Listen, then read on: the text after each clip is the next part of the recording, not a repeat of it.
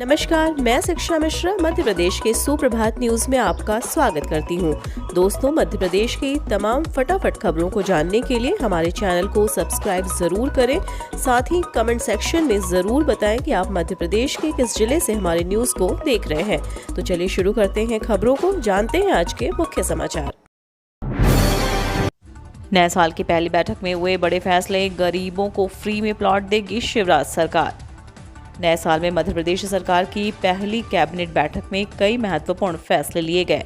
उससे पहले मुख्यमंत्री शिवराज सिंह चौहान ने कैबिनेट सदस्यों को बताया कि बुधवार को टीकमगढ़ में मुख्यमंत्री भू अधिकार योजना का आगाज होगा। इसमें 10,500 लोगों को 120 करोड़ रुपए की लागत के प्लॉट बांटे जाएंगे। मुख्यमंत्री शिवराज सिंह चौहान ने कहा कि नए साल में राज्य सरकार नई सौगात देने जा रही है। गरीबों को मुफ्त में भूखंड उपलब्ध कराए जाएंगे।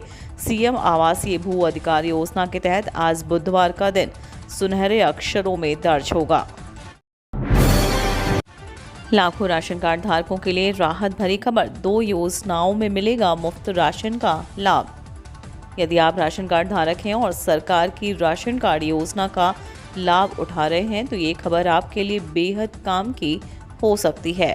केंद्र सरकार द्वारा नेशनल फूड सिक्योरिटी एक्ट के लाभार्थियों को बड़ी राहत दी गई है। अब हर महीने सरकार की ओर से दिया जाने वाला अनाज मुफ्त मिलेगा। इसके साथ ही प्रति व्यक्ति 5 किलो अनाज गेहूं और चावल में उपलब्ध कराए जाएंगे। फ्री में अनाज वितरण की योजना दिसंबर 2023 तक लागू रहने वाली है। इसके लिए जनवरी से प्रधानमंत्री गरीब कल्याण योजना के तहत लाभुकों को फ्री में अनाज देने का प्रावधान किया गया है। छात्र छात्राओं के लिए बड़ी राहत, इस तारीख तक बंद रहेंगे स्कूल, आदेश जारी। मध्य प्रदेश इस समय तेज कड़ाकेदार सर्दी की चपेट में है। ऐसे में प्राइमरी और मिडिल स्कूल के बच्चे सबसे ज़्यादा परेशान हैं। बच्चों की इसी परेशानी को समझते हुए स्कूलों में छुट्टी की जा रही है। शिवपुरी कलेक्टर ने उनके जिले में पड़ रही तेज सर्दी को देखते हुए कक्षा 1 से कक्षा 8 तक के स्कूलों को 7 जनवरी तक बंद करने का आदेश दिया है। शिवपुरी कलेक्टर अक्षय कुमार सिंह ने शीतलहर को देखते हुए मंगलवार को आदेश जारी करते हुए कक्षा 1 से कक्षा 8 तक के स्कूलों में 7 जनवरी तक अवकाश घोषित करने के निर्देश दिए हैं। आदेश में कलेक्टर ने निर्देश दिए हैं कि जिले के सभी शासकीय प्राइवेट स्कूल, अनुदान प्राप्त सीबीएसई, नवोदय और केंद्रीय विद्यालय इसका पालन करेंगे और जो पालन नहीं करेगा उसके खिलाफ एक्शन होगा। संविदा स्वास्थ्य कर्मियों की हड़ताल से स्वास्थ्य सेवाएं प्रभावित, कमलनाथ ने सरकार को घेरा। कड़ाके की ठंड के बीच मध्य प्रदेश में संविदा स्वास्थ्य कर्मचारियों की हड़ताल 20वें दिन भी जारी है। इनका कहना है कि जब तक सरकार हमारी मांगों को पूरा नहीं करेगी तब तक हम अनिश्चितकालीन हड़ताल पर डटे रहेंगे। वहीं कांग्रेस प्रदेश अध्यक्ष कमलनाथ ने भी ट्वीट करते हुए कहा कि इस हड़ताल से स्वास्थ्य व्यवस्थाएं चरमरा रही हैं, लेकिन सरकार इसको लेकर कोई कदम नहीं उठा रही है। हड़ताली कर्मचारियों का कहना है कि पिछले बार भी सरकार ने उन्हें आश्वासन दिया था और वह आश्वासन झूठा निकला। इसी प्रकार सरकार इस बार भी बस आश्वासन ही दे रही है, लेकिन अब हम आश्वासन नहीं प्रमाण चाहते हैं। बता दें कि इनकी 2 प्रमुख मांगों में पहली है सभी कर्मचारियों का नियमितीकरण और दूसरी मांग है कि राष्ट्रीय स्वास्थ्य मिशन से हटाकर आउटसोर्स किए गए सपोर्ट स्टाफ एवं निष्कासित कर्मचारियों को तत्काल बहाल किया जाए। मध्य प्रदेश में चुनाव से पहले सरपंचों को शिवराज का तोहफा, वेतन 2 गुने से ज्यादा हुआ। मध्य प्रदेश सरकार ने राज्य के सरपंचों के मानदेय बढ़ाने वाले प्रस्ताव को मंजूरी दे दी है। प्रेस कॉन्फ्रेंस के दौरान राज्य के विभाग के मंत्री डॉक्टर नरोत्तम मिश्रा ने इसकी जानकारी दी। उन्होंने कहा कि सूबे के सभी सरपंचों के मानदेय में बढ़ोतरी के प्रस्ताव को कैबिनेट की मीटिंग में आम सहमति दी गई है। सूबे के मुख्यमंत्री शिवराज सिंह चौहान ने सरपंचों से मानदेय बढ़ाने का वादा किया था। सरकार अपनी बात पर कायम है और उचित पारिश्रमिक देने के लिए प्रस्ताव को मंजूरी दे दी गई है। इसी महीने की शुरुआत से सरपंचों के खाते में नया निर्धारित मानदेय भेजा जाएगा। प्रतिमाह पहले मिल रहे 1,750 रुपये को बढ़ाकर 4,250 कर दिया गया। इसमें दूरभाष और सत्कार भत्ता की बढ़ोतरी कर 4,250 रुपये हर महीने सरपंचों को दिए जाएंगे। मध्य प्रदेश में निर्विरोध निर्वाचन पर पंचायतों को मिलेगी 15 लाख रुपए तक की प्रोत्साहन राशि। प्रदेश के पंचायतों में निर्विरोध निर्वाचन को प्रोत्साहित करने के लिए सरकार 15 लाख रुपए तक की अतिरिक्त राशि देगी। इसके लिए मुख्यमंत्री शिवराज सिंह चौहान की अध्यक्षता में मंगलवार को मंत्रालय में हुई कैबिनेट बैठक में प्रस्ताव को स्वीकृति दी गई। इसमें सरपंच सहित सभी पंच पद पर महिलाएं निर्विरोध निर्वाचित होती हैं तो 15 लाख रुपए की प्रोत्साहन राशि दी जाएगी। इसी तरह अन्य प्राविधान भी किए गए हैं। बैठक में सीएम हेल्पलाइन को और प्रभावी बनाने के लिए 450 सीट कॉल सेंटर में बढ़ाने, संविदा कर्मियों की सेवाएं मार्च 2026 तक निरंतर रखने की अनुमति भी दी गई। खादी को लेकर सियासत तेज, राहुल गांधी के बयान पर नरोत्तम मिश्रा का तीखा हमला। भारत जोड़ो यात्रा के तहत फिल्म अभिनेता कमल हसन को अपने इंटरव्यू में राहुल गांधी ने इस देश में खादी की ज़रूरत बताते हुए बयान दिया है। इस बयान पर मध्य प्रदेश के गृह मंत्री नरोत्तम मिश्रा ने तीखा हमला किया है। उन्होंने कहा कि राहुल गांधी खुद विदेशी टी शर्ट पहनकर खादी का प्रचार प्रसार कर रहे हैं। उन्हें अगर खादी से इतना प्रेम है तो कम से कम वे खुद भी खादी पहन लेते। मध्य प्रदेश के गृह मंत्री नरोत्तम मिश्रा लगातार राहुल गांधी की भारत जोड़ो यात्रा को लेकर तीखी प्रतिक्रियाएं दे रहे हैं। उन्होंने राहुल गांधी को खादी को लेकर दिए बयान पर कहा कि राहुल गांधी का आडंबर है। जनजातीय बहुल क्षेत्र में पैसा नियम के प्राविधान लागू करने के लिए केंद्र सरकार से अनुरोध करेगी मध्य प्रदेश सरकार।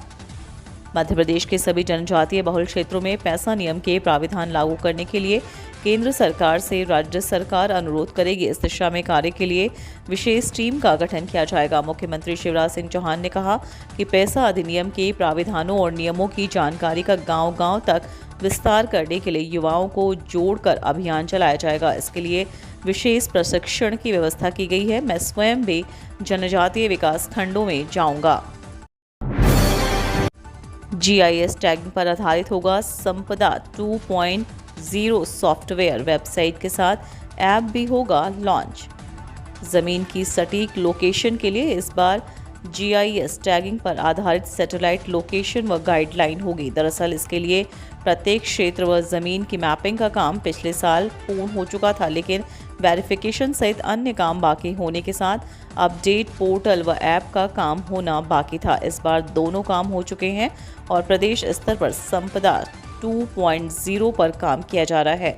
वर्ष 2023-2024 की गाइडलाइन संपदा 2.0 वर्जन वेबसाइट और ऐप दोनों पर उपलब्ध करवाने के लिए काम किया जा रहा है। बीएड चौथे सेमेस्टर की विशेष एटीकेटी परीक्षा करवाने से DAVV का इनकार। इंदौर के देवी अहिल्या विश्वविद्यालय की समिति ने बीएड चौथे सेमेस्टर में विशेष एटीकेटी परीक्षा करवाने से मना कर दिया है। सदस्यों के मुताबिक विश्वविद्यालय के अध्यादेश में विशेष परीक्षा करवाने को लेकर कोई अलग से प्राविधान नहीं है। अब समिति के फैसले से उन विद्यार्थियों को झटका लगा है जिनका चयन बीते दिनों संविदा वर्ग 3 में हो चुका है। बीएड में फेल होने के चलते इन छात्र छात्राओं को प्रतिक्रिया से बाहर होना पड़ सकता है। हालांकि विश्वविद्यालय ने पूरे मामले में उच्च शिक्षा विभाग से राय लेने की बात कही है।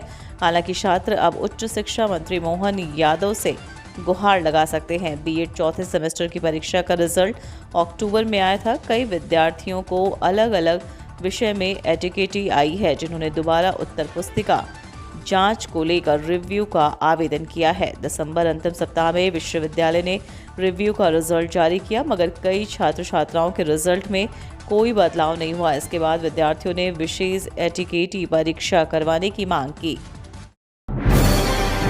रीवा मेडिकल कॉलेज के सुपर स्पेशलिटी विभाग को NABH प्रमाण पत्र, MP का पहला सरकारी अस्पताल। रीवा के सरकारी मेडिकल कॉलेज के सुपर स्पेशलिटी विभाग को national accreditation board for hospitals का प्रमाण पत्र मिला है। यह उपलब्धि पाने वाला प्रदेश का पहला सरकारी अस्पताल है। हालांकि चिकित्सा शिक्षा विभाग के अधिकारियों का दावा है कि देश में किसी भी सरकारी अस्पताल को अभी यह प्रमाण पत्र नहीं मिला है। बोर्ड की तरफ से 2026 तक के लिए अस्पताल को यह प्रमाण पत्र दिया गया है, लेकिन शर्त यह है कि हर साल टीम निरीक्षण करने के लिए आएगी। सब कुछ मापदंड के अनुसार नहीं मिला तो इसे वापस भी लिया जा सकता है। अस्पतालों की गुणवत्तापूर्ण सेवाएं, हर तरह की सेवाओं के लिए तय मापदंडों का पालन करने पर यह प्रमाण पत्र मिलता है। इसी माह आएगी मध्य प्रदेश की युवा नीति, 10,000 युवाओं ने दिए सुझाव। प्रदेश सरकार की युवा नीति 15 जनवरी के पहले लागू कर देगी। भारतीय जनता युवा मोर्चा के माध्यम से प्रदेश के करीब 10,000 युवाओं ने युवा नीति को लेकर अपने सुझाव दिए हैं। इसमें स्टार्टअप शुरू करने के लिए सिंगल विंडो सिस्टम, कोचिंग संस्थानों के बाहर सीसीटीवी कैमरे लगाने, रात में महिलाओं की सुरक्षा के लिए सुरक्षा व्यवस्था बढ़ाने के अलावा आदिवासी वर्ग के युवाओं के लिए विशेष प्रावधान करने की मांग की गई है। युवा मोर्चा अब यह रिपोर्ट मुख्यमंत्री को सौंपने जा रहा है। बता दें कि मुख्यमंत्री ने खुद मोर्चा पदाधिकारियों को युवा नीति के लिए सुझाव देने को कहा था। भोपाल में पहली बार होगा भारतीय अंतर्राष्ट्रीय विज्ञान महोत्सव। भोपाल में पहली बार 8वां भारतीय अंतर्राष्ट्रीय विज्ञान महोत्सव का आयोजन 21 से 24 जनवरी 2023 तक मैनेट में किया जा रहा है। भारत सरकार के विज्ञान एवं प्रौद्योगिकी मंत्रालय, पृथ्वी विज्ञान मंत्रालय, परमाणु मंत्रालय, परमाणु ऊर्जा विभाग और विज्ञान भारती द्वारा यह आयोजन किया जा रहा है। इसमें विज्ञान से जुड़े विभिन्न कार्यक्रमों में 8,000 से अधिक प्रतिभागी हिस्सा लेंगे। स्कूली एवं महाविद्यालयीन विद्यार्थी, उच्च शिक्षा शोधार्थी, वैज्ञानिक, उद्योग जगत के विशेषज्ञ, शिक्षकगण तथा समाज के विभिन्न वर्गों का इसमें प्रतिनिधित्व रहेगा और देश एवं प्रदेश के विकास में विज्ञान, प्रौद्योगिकी एवं नवाचार को लोकप्रियता मिलेगी। इसमें अंतर्राष्ट्रीय विज्ञान फिल्म महोत्सव, स्टार्टअप कॉन्क्लेव समेत विभिन्न गतिविधियां आयोजित की जाएंगी। इसके साथ ही मेगा साइंस एंड टेक्नोलॉजी प्रदर्शनी भी आयोजित होगी। पर्यावरण संरक्षण के लिए सरकार इस साल मध्य प्रदेश में रोपेगी 7 करोड़ पौधे। पर्यावरण संरक्षण की दिशा में मध्य प्रदेश सरकार लगातार काम कर रही है। जहां मुख्यमंत्री शिवराज सिंह चौहान सामाजिक संगठनों के कार्यकर्ताओं के साथ रोज पौधे रोप रहे हैं, वहीं अंकुर अभियान में जनता को खाली स्थान पर पौधे रोपने और उनकी देखरेख करने के लिए लगातार प्रोत्साहित किया जा रहा है। यही कारण है कि अभियान के तहत पिछले 6 माह में 37 लाख से अधिक पौधे रोपे गए। इस वर्ष की बात करें तो वन विभाग करीब 4 करोड़ और अन्य विभाग करीब 3.5 करोड़ पौधे रोपेगा। पौधों की पुख्ता सुरक्षा के लिए भी रणनीति तैयार की जा रही है। इस वर्ष नर्मदा नदी के किनारे पर भी बड़े स्तर पर पौधरोपण करने की योजना तैयार की जा रही है। 10 राज्यों में 7 जनवरी तक बारिश। राजस्थान सहित 5 में शीतलहर का येलो अलर्ट। यूपी बिहार में कोल्ड डे का ऑरेंज अलर्ट। घना कोहरा, बर्फबारी। देश में पल पल मौसम में बदलाव देखने को मिल रहे हैं। नए साल के दूसरे दिन मौसम का मिजाज बदला हुआ है। कई राज्यों में एक तरफ जहां तापमान में भारी गिरावट देखी जा रही है, तो वहीं 7 राज्यों में शीतलहर का अलर्ट जारी किया गया है। उत्तर भारत के मैदानी इलाके में धुंध और कोहरे के साथ साथ बारिश की चेतावनी जारी कर दी गई है। उत्तर प्रदेश, बिहार और झारखंड के साथ ही बंगाल में आज और कल बारिश देखने को मिल सकती है, जबकि केरल, कर्नाटक, तमिलनाडु, उड़ीसा आदि राज्यों में भी बारिश का सिलसिला जारी रहेगा। हालांकि कुछ क्षेत्रों में तापमान में भारी गिरावट के साथ कोहरे की तीव्रता बढ़ेगी। पर्वतीय राज्य में हिमपात जारी है। जम्मू कश्मीर सहित उत्तराखंड, हिमाचल आदि क्षेत्रों में भी कोल्ड का अलर्ट जारी किया गया है। बर्फबारी के कारण आवागमन बाधित हो गए हैं, जबकि राजस्थान, मध्य प्रदेश, गुजरात, हरियाणा, पंजाब आदि भी शीतलहर का ऑरेंज अलर्ट जारी किया गया है।